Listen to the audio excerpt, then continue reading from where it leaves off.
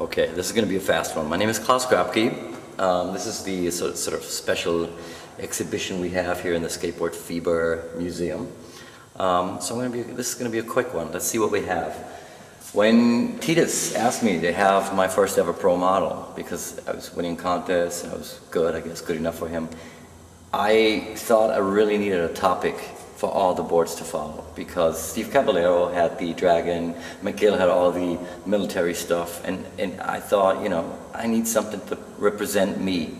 I'm really interested in philosophy and time. I love Dali as an artist, so kind of a melting clock with numbers falling around, or time, you know, as a topic was really what I thought I wanted to have. So I went out, I took a blank, and I drew this graphic right here. This is actually the original graphic I drew straight onto a board. We later on produced this graphic. We took a photo of the original and printed it onto boards. So that's the starting moment. We went on to produce other boards. This is the original graphic again with a different name logo. This board was actually made from a Mike McGill blank that Powell Peralta sent us. It was only 50 or so made of these boards at the time, which was enough for the German market because there weren't that many skateboarders anyways. We then went on to produce our own boards. We had experiments with fiberglass, epoxy, 6-ply boards that we made ourselves. Graphics changed slightly, you know, I have the numbers falling down, slightly more accurate drawing here, you know. We got a little more sophisticated in these things. Anyways, that was basically the logo for these first 5 different boards that we had. We then went on to produce a completely new board, which had a concave that's pretty much a nose lift, kind of like the cruise control concave that we made later on with Santa Cruz. Still had the clock, still remembered my usual topic that I wanted to have, but this is more like big fish eating small fish, you know, kind of political. Up to this part of the exhibition, we kind of have the German division, which a lot of you international people might not even know. So it's interesting to see what did the guy do before he went pro for American companies. This is what I did way before. I'd been skating, freestyle skateboarding, slalom, high jump, the whole thing. Ever since 1978, I got into pool skating and half-pipe skating. So that's what happened to this point. I used to ride for Tracker Truck up to that point, but I quit my sponsors Titus Skates and Tracker and went on to independent trucks and Powell Peralta. For a year or so I skated Skull and Sword boards, I skated the Steve Stedham, the Rat Bones board, until Stacy Peralta decided it's about time for a model board. I was working in an advertising agency, so I had some time. I came up with a completely new idea. I thought, okay, it's an American sponsor. We don't need the time thing anymore. Kind of a bad decision, I guess. So I came up with the fire guy here, you know, drew the name. They liked it. The board came back. The shape was all wrong. The board was way too wide, way too long. The concave was terrible. Apparently, Stacy Peralta wanted to bring out the board only in Europe. There was kind of mixed emotions that I had. And for whatever reason, which I don't regret at all, I called Stacy Peralta the father figure, not for me, for other people. And I quit Powell Peralta. Now, who would do that?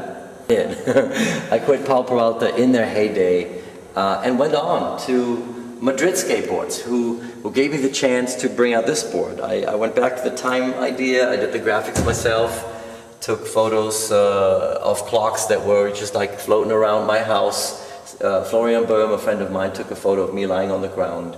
This is me floating in time, you know, quite self-explanatory. Madrid still owes me a lot of money. Jerry, go pay. But they brought me to the States. I did tours to the East Coast and everything. They didn't even have the money to bring out a decent t-shirt. They slapped all their professional skateboarders on one t-shirt, and that's about it. But still, good times, no regrets. I was riding for Santa Cruz Beat Wheels. Tim Piamata asked me if I wanted to ride for Santa Cruz itself. So I said yes. And Tim is a great guy. We worked on shape, we worked on concave, we worked on everything together.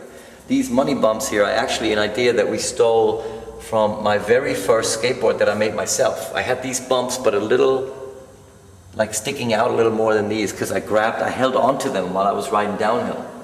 And I told Tim about it, and we experimented with these, and believe it or not, I know they're money bumps and everything, right? But the board holds up a little more with these bumps, so Tim says.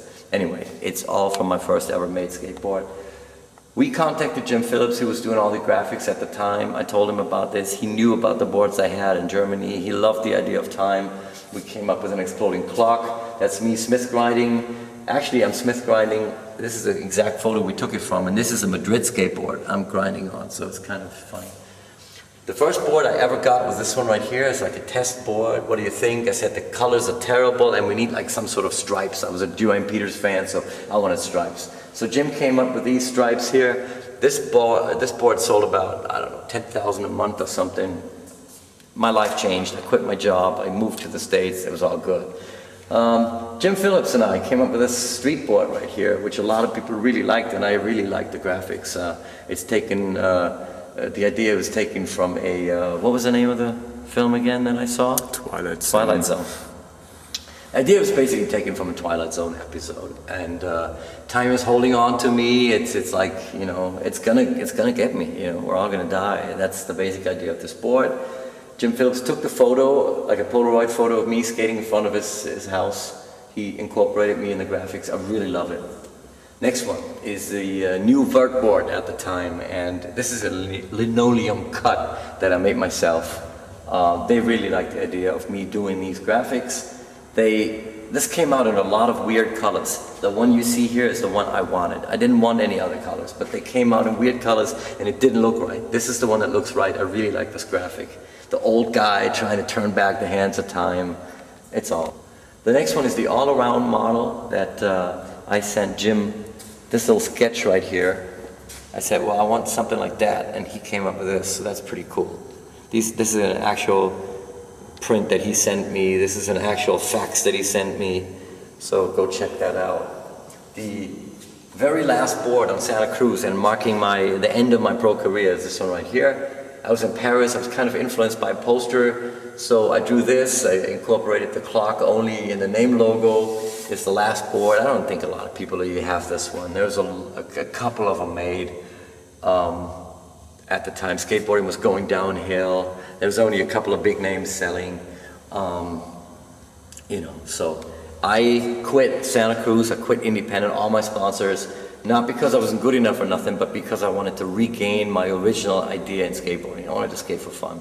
I didn't want to talk to some guy on the phone yelling at me because I only got second in a contest. So I quit all my sponsors. I became a professional musician, and this board right here marks that part. So as of the Powell board, up to here is the American phase, the very successful phase of the little German guy, you know, becoming an international skate star.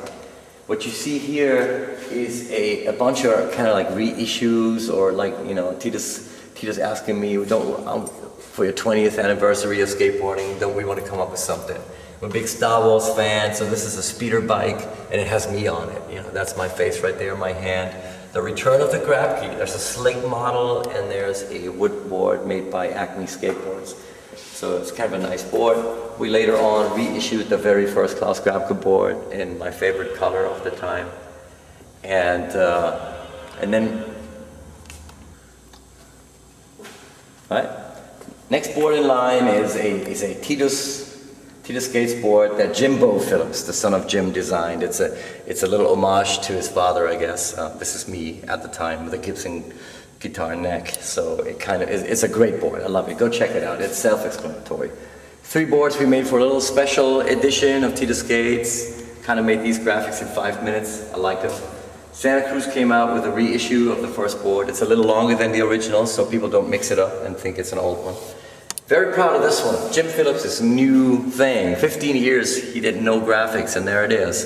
It's an 8-color print for Pocket Pistol Skateboards, my newest sponsor. And it's a fantastic deck. I love it. Can't wait to skate it. Old guy in a time machine. There's old boards from all kinds of decades, I guess. All kinds of phases of skateboarding. You got an old push thing here, and you got all these boards, and they're floating around, and he's, you know, in the time machine, which I wish I could be. You know, you can go back and forth. What's going to happen to skateboarding in 10 years from now?